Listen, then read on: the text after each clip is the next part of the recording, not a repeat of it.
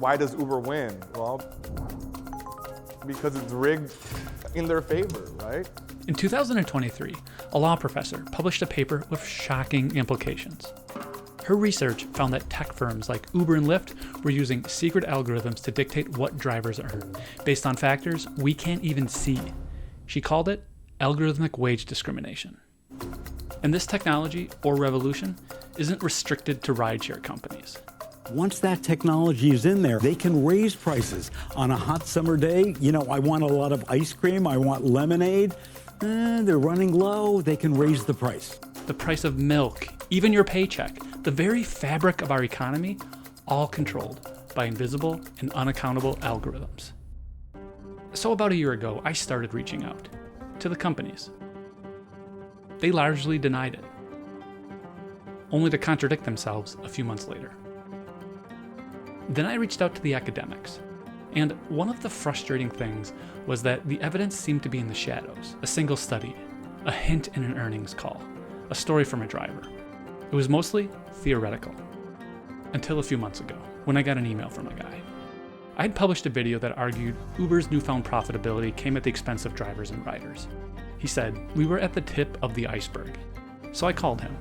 We talked. 3 weeks later, I was on a flight to Los Angeles, looking to settle the question once and for all. Are rideshare companies offering drivers different rates for the same work? What I found put the legality of this whole tech revolution in question. They have broken every single local, state, federal law when it comes to labor, when it comes to transportation. That's Sergio Avedian. He sent me the email. He's an experienced driver and a senior contributor at The Rideshare Guy, an influential resource for gig economy workers. We were used to something called a rate card. We were used to getting paid by time and distance. Then, overnight, the transparency vanished, replaced by a secret algorithm that takes into account potentially hundreds of different variables. They called it upfront pricing. Uber's losses turned to profits around that same time. Coincidence? I don't know. Lyft followed suit, and now they claim they're on the path to profitability. The algorithms are set up in a way to charge the rider as much as it's possible and to pay the driver as little as possible. A lot of drivers feel Uber and Lyft are paying different wages for the same rides. But we don't really know because the companies, they aren't talking. We're doing a very simple thing. We're picking up people point A to dropping off point B. I shouldn't make less money than the next guy. I should not. But because it's not regulated, because we don't have rate cards, because we don't know what we're going to make, trip to trip, it's demoralizing, it's upsetting. So with Sergio's help, we decided to test it. We called 7 experienced drivers to a high-traffic area in Los Angeles with the sole purpose of testing if rideshare companies are paying different rates for the same rides. At the start, each driver will activate their screen capture software, open up the app, and place their phones on the table. Why the table? Sergio has done similar experiments, and the rate disparities were blamed on location differences. When the experiments are done, the drivers will send their screen recording to Sergio's team, who will then sync and analyze the fares. And then we're going to see what's really going on.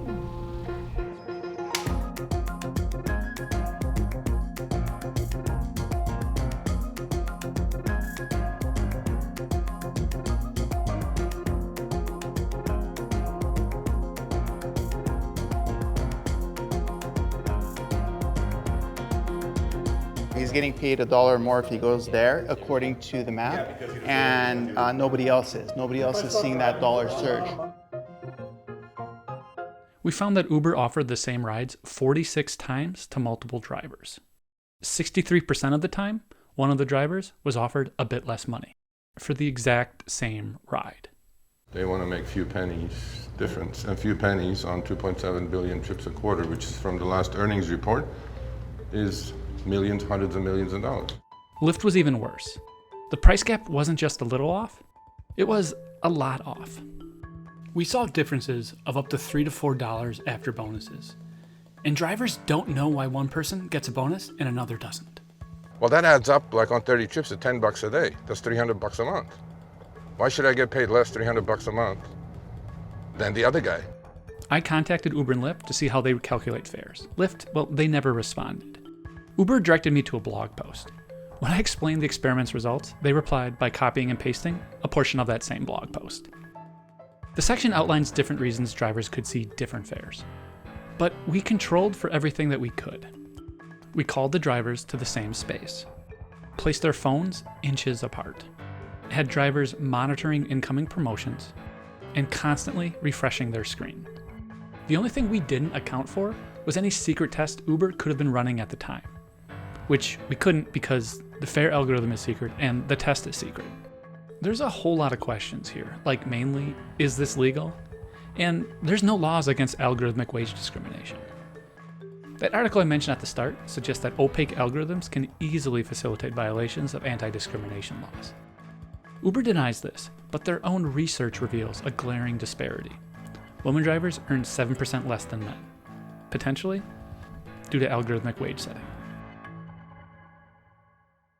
But there's an argument that the entire business model is illegal. From our perspective, Uber's and Lyft's business model is based on control without responsibility. That's David Seligman. He's the executive director of Towards Justice, a legal nonprofit that defends workers from corporate overreach. In 2022, the organization helped lead a lawsuit on behalf of 3 rideshare drivers. The lawsuit says if you are not an employer subject to and accountable to your workers under the labor laws, then you are powerful firms that are abusing your power under state antitrust, competition law, and unfair and deceptive acts and practices laws. David is describing the cognitive dissonance rideshare operators have when classifying drivers. They want to have it both ways. Uber and Lyft classify drivers as independent contractors, not employers, a crucial distinction. As an employee, you're making money for someone else, which means benefits, protections, and a boss who can tell you what time to show up. But as an independent contractor, you're supposedly making money for yourself, with no benefits or protections, but freedom. You're your own boss. If these drivers are, as you say, independent, then they need to have true economic independence. We allege that the companies have denied them that economic independence, most importantly, by taking away their ability to set prices for themselves. But right now, Uber and Lyft set prices for riders and wages for drivers to maximize one thing: their own profits. Drivers are left out. Uber and Lyft are saying we're not one company, right? We're just a platform, and all of our drivers are independent business people.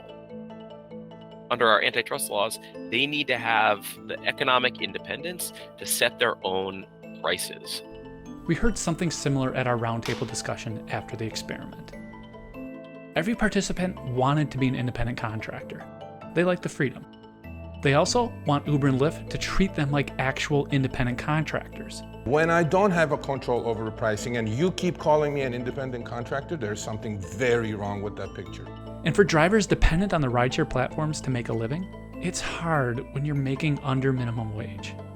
Especially for people that do this full-time. In California, they're working 70 to 80 hours just to put food on the table, which is really, really rough. If you look at who's on the board of both of these companies, it tells you that we have nobody on our side, right? When the general counsel of Uber is Tony West and he's the brother-in-law of Kamala Harris, then it tells you that these companies are tight with government. Why does Uber win? Well, because it's rigged in their favor, right? There's a reality where drivers could be actual independent contractors, set their own rates on these platforms, and compete for your business. But that's not our world. Yet. Instead, the companies are spending hundreds of millions of dollars rewriting state labor law to reinforce the idea that drivers aren't employees, while using the fine print to handle private challenges. That's been absolutely essential to Uber's and Lyft's business model. So while they've tried to race to write laws to their benefit, they've also tried to protect themselves from public litigation through the fine print of their contracts and through arbitration clauses. That's where David's case on behalf of the 3 drivers ended. A superior court sent it to private arbitration. The end result isn't public. we should also be clear about is just because you're exempt from laws governing, for example, unemployment insurance premiums, that doesn't mean you're exempt from antitrust laws and competition laws. Federal and state enforcers aren't subject to forced arbitration agreements. They can investigate and bring enforcement actions against these rideshare companies. It's likely also a violation of state competition law, especially in states like California that prohibit vertical price fixing. So the California Attorney General's office would also be in a prime position to investigate the issue and bring an enforcement action like that one.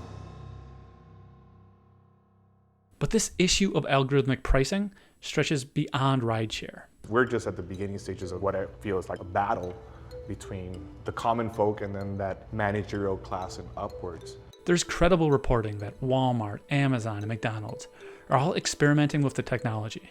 Those companies employ over 3 million people. In July, the FTC announced it was investigating surveillance pricing. That's the practice of companies using complex algorithms and untold data points to offer personalized pricing. The fear is that prices for something like children's Tylenol will suddenly skyrocket across major online stores just because you typed infant fever into Google. Why? Because retailers know you're desperate. The FTC is investigating Walmart, Amazon, and the leading technology vendors. We need to do the same thing, but for wages. The power of these giants lies in their ability to keep everyone, consumers, drivers, regulators, blindfolded.